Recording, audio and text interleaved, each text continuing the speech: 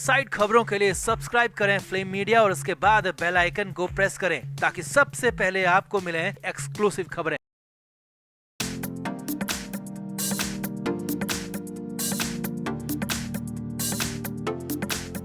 तो 4 साल पहले जब उद्धव ठाकरे सत्ता में थे तब कांग्रेस भी उनके साथ थी और संजय निरुपम भी सत्ता का हिस्सा थे। अब शिंदे की शिवसेना में शामिल संजय निरुपम का कहना है कि वो बहुत कुछ जानते हैं। सुशांत सिंह राजपूत के वक्त कैसे उद्धव ठाकरे ने सत्ता का दुरुपयोग किया। संजय निरुपम ने दावा करते हुए कहा कि अगर उस वक्त उद्धव ठाकरे मुख्यमंत्री नहीं होते तो आदित्य ठाकरे कब का जेल में जा चुका होता।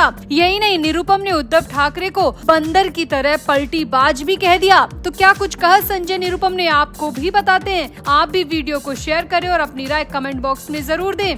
तो उद्धव ठाकरे ने हाल ही में शिवसेना यूबीटी के मुंबई कार्यकर्ताओं को संबोधित करते हुए बीजेपी पर बड़ा निशाना साधा था। इस मौके पर उद्धव ठाकरे ने देवेंद्र फडणवीस पर बोलते हुए कहा था कि मुझे और आदित्य को जेल में डालने की साजिश फडणवीस ने कई बार रची थी। उद्धव ने आगे कहा था, अब या तो फडणवीस रहेगा या फिर मैं रहूंगा। हालांकि बाद में उद्धव ठाकरे ने कहा कि मैंने फडणवीस को कभी चैलेंज नहीं दिया था, मैंने तो बीजेपी को चैलेंज दिया था। अब इसी मामले पर कांग्रेस से शिंदे की शिवसेना में शामिल नेता संजय निरुपम ने ठाकरे के इसी बयान को लेकर उन पर जोरदार निशाना साधा है। संजय निरुपम ने उद्धव ठाकरे पर तंज कसते हुए एक्स पर लिखा, शिवसेना प्रमुख बाला साहब ठाकरे जो बोलते थे उस पर आजीवन टिके रहते थे। बाला साहब के तथाकथित वारिस 48 घंटे में पलटी मार गए। मुंबई के रंग शारदा हॉल में उन्होंने चैलेंज किया था कि या तो फडणवीस रहेंगे या मैं। यह चैलेंज उन्होंने देवेंद्र फडणवीस को दिया था, लेकिन अब पुणे में उन्होंने पलटी मार दी, या तो डर के मारे या फिर भूल चूक माफ करो के अंदाज में। उन्होंने मुंबई वाले भाषण पर सफाई देते हुए कहा कि मैंने फडणवीस को नहीं बीजेपी को धमकी दी थी। संजय निरुपम ने कहा कि बंदर भी इतनी तेज नहीं पलटता जितनी तेज उद्धव ठाकरे ने पलटी मारी है। संजय निरुपम ने आगे उद्धव ठाकरे पर निशाना साधते हुए कहा कि कोई उन्हें उनका मुंबई वाला भाषण सुनाए तो उनके झूठ का भंडाफोड़ हो जाएगा। आज फिर स्पष्ट हो गया है कि बाला साहब का असली वारिस उद्धव ठाकरे कभी हो ही नहीं सकता। इतना ही नहीं, मीडिया से बात करते हुए निरुपम ने कहा कि वो फडणवीस पर आरोप लगा रहे हैं कि वो बाप बेटे को जेल में डालना चाहते हैं, सत्ता का गलत इस्तेमाल कर रहे हैं। तो मैं यहाँ पर 4 साल पहले की कई बातें याद दिला दूं कि किसने सत्ता का गलत इस्तेमाल किया था। निरुपम ने कहा कि सुशांत सिंह राजपूत के मैटर में कैसे मुख्यमंत्री रहते उद्धव ठाकरे ने नियम कानूनों की धज्जियां उड़ाई थी। निरुपम ने कहा कि मैं दावे के साथ कह सकता हूँ कि अगर उस वक्त उद्धव के पास पावर नहीं होती तो आदित्य उस केस में जेल जा चुका होता। निरुपम ने कहा, उस वक्त मुझे चुप रहना पड़ा क्योंकि मैं भी सत्ता की पार्टी का हिस्सा था, लेकिन अब मैं चुप नहीं रहूंगा। वक्त आने पर अभी तो मैं बहुत कुछ बोलूंगा और उद्धव की पूरी पोल खोलूंगा। तो क्या वाकई में सुशांत के निधन के वक्त उद्धव ठाकरे ने सत्ता का दुरुपयोग किया था?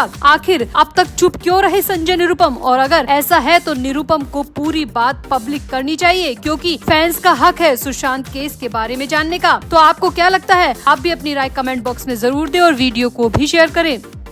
तो विधानसभा चुनावों की सरगर्मी के बीच पुणे में एक रैली में शिवसेना यूबीटी के नेता उद्धव ठाकरे ने गृह मंत्री अमित शाह पर तीखा हमला बोला। महाराष्ट्र के पूर्व मुख्यमंत्री उद्धव ठाकरे ने कहा कि अमित शाह अहमद शाह अब्दाली के वंशज हैं। महाराष्ट्र के पुणे में रैली को संबोधित करते हुए उद्धव ठाकरे ने कहा कि मैं आज से अमित शाह को अब्दाली का वंशज बोलूंगा। अगर आप मुझे नकली संतान कहोगे तो मैं भी आपको अब्दाली का बेटा कहूँगा। उद्धव ठाकरे ने कहा कि बीजेपी पावर जिहाद कर रही है। भाजपा सत्ता में रहने के लिए राजनीतिक दलों में फूट डाल रही है और जानबूझकर हिंदू मुस्लिम हिंसा फैला रही है। उद्धव ने कहा, बार बार मुझे मेरे बेटे को जेल में डालने का डर दिखाया जाता है, बार बार मुझ पर गैर हिंदू होने के आरोप लगाए जाते हैं। उद्धव ठाकरे ने आगे कहा, नीतीश कुमार चंद्रबाबू नायडू हिंदुत्व पार्टी के व्यक्ति है क्या? अमित शाह बताए कि उनका हिंदुत्व कैसा है। अब्दाली का वंशज पुणे में आकर बोल के गया। अमित शाह को संघ का हिंदुत्व मान्य है क्या? बीजेपी ने सत्ता जिहाद शुरू किया है। सत्ता जिहाद का मतलब सरकार बनाने के लिए इंसान चुराया जाता है, उसे सत्ता जिहाद कहते हैं। उद्धव ने आगे कहा, छत्रपति शिवाजी महाराज ने हमें दूसरों का घर जलाना नहीं सिखाया। उद्धव ने कहा कि अब तो शंकराचार्य भी कह चुके हैं कि विश्वासघात करने वाले हिंदू नहीं, तुमने विश्वासघात किया था, मेरे साथ किया था। अमित शाह के बाद में उद्धव ठाकरे ने देवेंद्र फडणवीस पर भी प्रहार करते हुए कहा कि मैं किसी बग यानी कि खटमल को चुनौती नहीं देता। आपके पास इसके लिए इतनी क्षमता नहीं है, या तो आप रहोगे या मैं रहूंगा। कुछ लोगों को लगा कि मैं उन्हें चुनौती दे रहा हूँ। मैं किसी खटमल को चुनौती नहीं देता। मैं एक सुसंस्कृत महाराष्ट्र का प्रतिनिधित्व करता हूँ, जबकि आप महाराष्ट्र और पार्टी को लूटने वालों का प्रतिनिधित्व करते हैं। उद्धव ने कहा कि खटमल को चुनौती नहीं दी जाती, उन्हें तो अंगूठे से कुचल दिया जाता है। अब इधर उद्धव के बयान पर एकनाथ शिंदे ने कहा कि उद्धव ठाकरे मर्यादा भूल चुके हैं। बेटे का जेल जाने का डर उनके अंदर इतना समा गया है कि वो अपना मानसिक संतुलन खो बैठे हैं, इसीलिए ऐसी बयानबाजी कर रहे हैं। तो आपको क्या लगता है कि वाकई में उद्धव ठाकरे आदित्य के जेल जाने की खबरों से बुरी तरह डर चुके हैं, या फिर उद्धव का ये पूरा बयान उन पर लगे आरोपों का पलटवार है? आप भी उद्धव के इस पूरे बयान पर अपनी राय कमेंट बॉक्स में जरूर दें और वीडियो को भी शेयर करें। तो महाराष्ट्र में विधानसभा चुनावों से पहले राजनीतिक सरगर्मी तेज होने लगी है। शरद पवार की एनसीपी की कार्यकारी अध्यक्ष सुप्रिया सुले ने अजित पवार पर बड़ा हमला बोला है। सुप्रिया सुले ने कहा कि महायुति में जाने से पहले अजित पवार ने दिल्ली में बीजेपी नेता अमित शाह से मुलाकात की थी, और वो भी भेष बदलकर। सुप्रिया सुले का आरोप है कि अजित पवार ने मुंबई से दिल्ली की फ्लाइट में अपना बोर्डिंग पास में भी नाम बदल लिया था। सुप्रिया सुले ने कहा कि ये सब कुछ काफी शॉकिंग है, इसकी जाँच की जानी चाहिए। सुप्रिया सुले ने कहा कि इससे लगता है कि वो अपनी पहचान छुपाने के लिए फेक आईडी का इस्तेमाल कर रहे थे। सुप्रिया सुले ने यहाँ पर दिल्ली और मुंबई की लॉ इन्फोर्समेंट एजेंसियों से जांच की मांग रख दी है। सुप्रिया सुले ने दावा किया है कि महायुति में शामिल होने के एक सप्ताह पहले अजित पवार दिल्ली में अमित शाह से मिलने गए थे। सुले के अनुसार जाँच होनी चाहिए कि आखिर किस वजह से वो वेश बदलकर राष्ट्रीय राजधानी पहुँचे। सुप्रिया सुले ने कहा कि अजित पवार अपना बोर्डिंग पास अपने नियमित नाम अजित पवार के बजाय ए पवार के नाम से लिया था, और उन्होंने पहचान छिपाने के लिए मास्क और टोपी भी पहनी थी। सुले ने कहा कि ये सब कुछ चौंकाने वाला है। राज्य में विपक्ष के नेता के तौर पर अजित पवार ने बोर्डिंग पास पर अपना नाम बदल लिया था। उन्होंने कहा कि ये सुरक्षा का भी सवाल है, ऐसा भी हो सकता है कि कोई आतंकवादी भी यही तरीका अपनाए। सुले ने कहा कि इससे भी ज्यादा चौंकाने वाली बात ये है कि एयरलाइंस ने उन्हें बदले हुए नाम से यात्रा करने की अनुमति कैसे दी? क्या उनका नाम वैसा ही था जैसा उनके आधार कार्ड पर है? एनडीए सरकार को स्थिति स्पष्ट करनी चाहिए और पूरे मामले की जाँच की मांग यहाँ पर सुप्रिया सुले ने रख दी। वहीं सुप्रिया सुले के बाद संजय राउत ने भी एकनाथ शिंदे पर हमला बोला और कहा कि न सिर्फ अजित पवार बल्कि एकनाथ शिंदे भी पहचान छिपाकर मुंबई से दिल्ली गए थे।